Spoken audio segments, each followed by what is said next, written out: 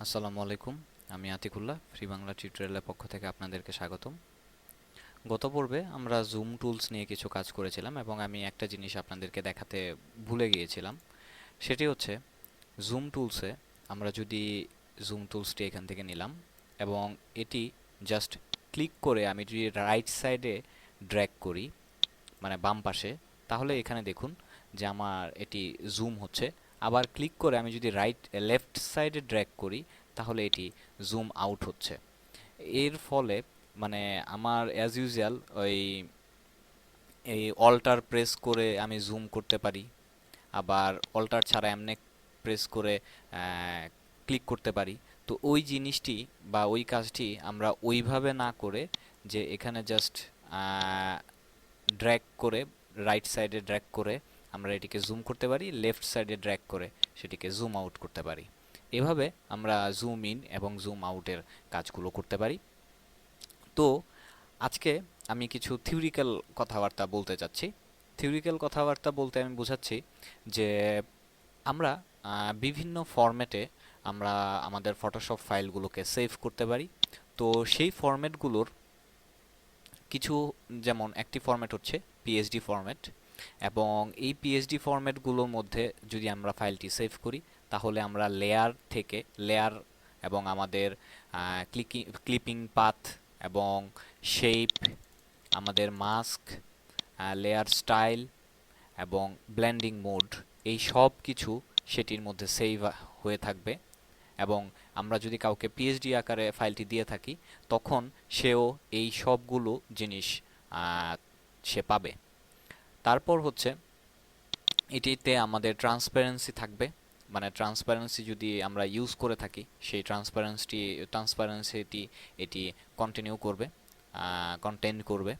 এবং এটি আমাদের কোনো ওয়েব পেজে এই ফরম্যাট আমরা পাবলিশ করতে পারবো না।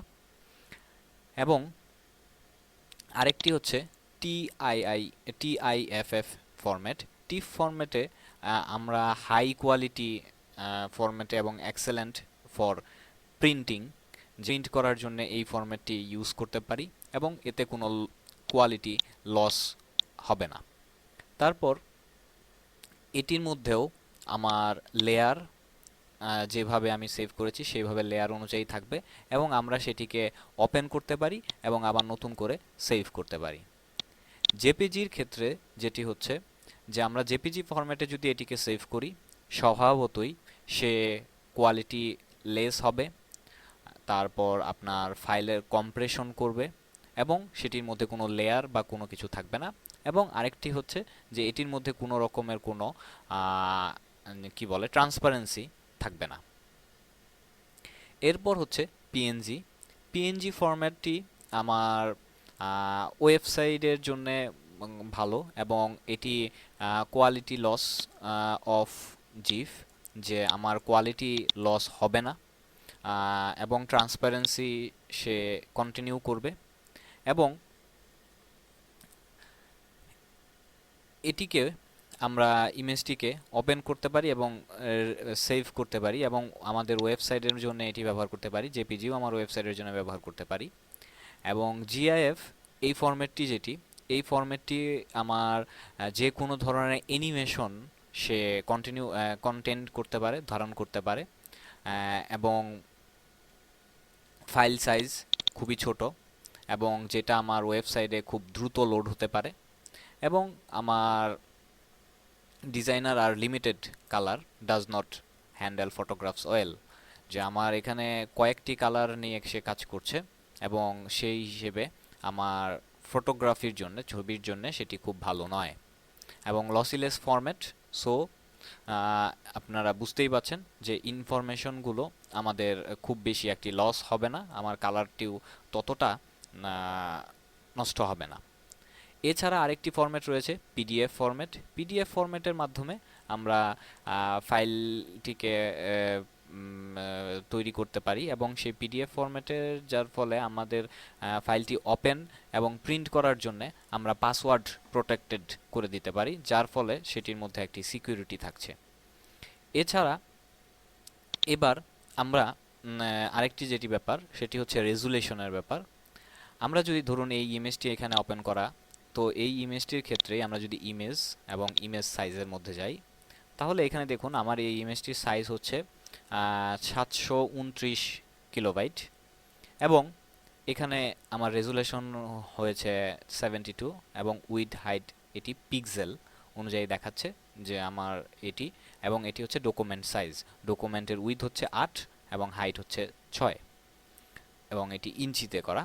তো আমরা চাইলে এখান থেকে আমাদের ইঞ্চিগুলো চেঞ্জ করতে পারি। তো যাই হোক, তো আমি যদি এই রিস্যাম্পল ইমেজ এটিকে উঠিয়ে দেই, তাহলে দেখুন এখান থেকে পিক্সেলটিকে সে অফ করে দিয়েছে, যে পিক্সেলটি আমি চেঞ্জ করতে পারবো না। এবং পিক্সেলটি আমি যদি চেঞ্জ করতে না পেরে আমি যদি আমার এখানে রেজুলেশনটিকে 300 করে দেই, তাহলে এখানে দেখুন যে আমার উইডথ এবং হাইট সেই রেজুলেশন অনুযায়ী চেঞ্জ হয়ে গেছে। আগে যেটি ছিল, যেমন আগে কি ছিল 8 এবং 6, এবার এরকম হয়ে গেছে। এবং এবার আমি যদি ওকে দেই, তাহলে দেখুন আমার এই ইমেজের মধ্যে তেমন কোনো কিছু চেঞ্জ হয় নাই, কিন্তু সেটি আমার রেজুলেশনের পার্থক্য আছে। এবং আমি কন্ট্রোল জেড এডিটে গিয়ে কন্ট্রোল জেড দিয়ে আমি আবার আনডো করে নিলাম। তো আবার যদি আমি ইমেজের মধ্যে যাই এবং এবার এই রিস্যাম্পল ইমেজের মধ্যে যদি যাই, এখানে দেখুন এখানে ফটোশপের কিছু অপশন রয়েছে, যে আপনি কিসের জন্য, যেমন রিডাকশনের জন্য আপনার এটি সিলেক্ট করতে পারেন, তারপর আপনার স্মুথ গ্রেডিয়েন্টের জন্য এটি, এবং বিভিন্নটির জন্য বিভিন্নটি তাদের কিছু এখানে বাই ডিফল্ট তৈরি করা আছে, যে সেই অনুযায়ী ফাইলটি রেজুলেশন এবং উইডথ হাইট চেঞ্জ হবে। এবং এটিকে আমি আপাতত অটোমেটিক রাখলাম। এবং এখানে দেখুন আমি যদি এবার বলি যে আমার এটির রেজুলেশন 300, এবং সেই অনুযায়ী দেখুন আমার উইথ হাই এখানে পিক্সেলের উইথ হাইটটি, যে পার পিক্সেলে এতটি এত উইথ এবং এত এত হাইটে এত পিক্সেল থাকবে, ডটগুলো থাকবে, কারণ স্বভাবত এটি আমার ডট নিয়ে কাজ করছে, এটা আমরা জানি। তো সেই হিসেবে ওই রকমভাবে এটি চেঞ্জ হচ্ছে। এবং স্বভাবত যে আমার এই ফাইলটির সাইজ আগে হচ্ছে 729 কিলোবাইট, এবার আমার রেজুলেশন বাড়িয়ে দেওয়ার ফলে এবার দেখুন আমার এখানে এটি তো বেড়েছেই। যেমন এটি আমি কন্ট্রোল জেড করি, তাহলে আপনারা ভালো, যেমন আমার আগে কত ছিল আমি তো ভুলে গেলাম, 72 ফলে এখানে দেখুন আমার ফাইলের সাইজ ছিল 729 কিলোবাইট। এটিকে যদি আমি, এবং 576 432, এবং উইথ 8 এবং 6, এবার আমি এটিকে 300 করলাম। এখানে দেখুন আমার উইথ পিক্সেলে পার উইথে কত পিক্সেল বেড়ে গেছে, এবং এখানে আমার যে আগে ছিল 729 কিলোবাইট, সেই অনুযায়ী আমার ফাইলের সাইজও এখানে এবার 12.4 মেগাবাইট হয়ে গেছে। তো সেই হিসেবে আমার ফাইলটিও এখানে চেঞ্জ হয়েছে। আমি যদি এটিকে কমিয়ে 5 দেই, এবার দেখুন 4 চলে এসছে, এবং সেই অনুযায়ী আমার উইথ হাইটটি দেওয়া হয়ে চেঞ্জ হয়ে গেছে। এবং এখানে এটিকে লিঙ্ক করে দেওয়ার ফলে এটির অনুপাতে, পিক্সেল ওয়াইজ অনুপাতে এটি অটোমেটিক হাইটটি বা উইথটি নিয়ে নিচ্ছে। তো সেই অনুযায়ী এরকমভাবে আমাদের পিক্সেল চেঞ্জ বাড়ানো কমানো হচ্ছে। তো এখন এই জিনিসগুলো আমাদের চিন্তা করতে হবে যখন আমি প্রিন্ট করাতে যাব। প্রিন্ট করাতে গেলে যে আমার ইনজেক্ট প্রিন্টার, যে যদি আমি ইনজেক্ট করি, তাহলে এখানে ইনজেক্ট আপনার আমি ভুলে গেলাম, 256 থেকে 350, না 240 থেকে 350 মনে হয় রেঞ্জটা, এই ডটগুলো সে প্রিন্ট করতে পারে। তো সেই হিসেবে আমি 300-র মধ্যে যদি এটি দিয়ে করি, তাহলে সে আমার এটি সেই ডট অনুযায়ী আমাকে সে প্রিন্ট করিয়ে দিতে পারবে। তো সেই হিসেবে আপনাদের সেই প্রিন্ট করার ক্ষেত্রে এই জিনিসটি খেয়াল রাখতে হবে, মাথায় রেখে আমার ছবির রেজুলেশন যাতে খারাপ সেই অনুযায়ী আমাকে কাজ করতে হবে। কিন্তু যখন আমি ওয়েভে কোনো কিছু করতে যাব, সেইটির ক্ষেত্রে আমার জাস্ট যেই সাইজ, পিকচারের যেই সাইজ, সেই পিকচারের সাইজ অনুযায়ী আমার ছবিটি যাতে না ফাটে সেই ব্যাপারে আমার খেয়াল রাখলেই সেটি চলতেছে। তো এই ব্যাপারগুলো মাথায় রেখে আমরা অ্যাকচুয়ালি আমাদের ফরম্যাট, যে আমার কোন ফরম্যাটটি পারফেক্ট সে আমার কাজের ক্ষেত্রে, আমার সেই ফরম্যাট অনুযায়ী, এবং আমার প্রিন্ট করার জন্যে কোন রেজুলেশনটি পারফেক্ট সেই অনুযায়ী আমাদের প্রিন্ট করতে হবে।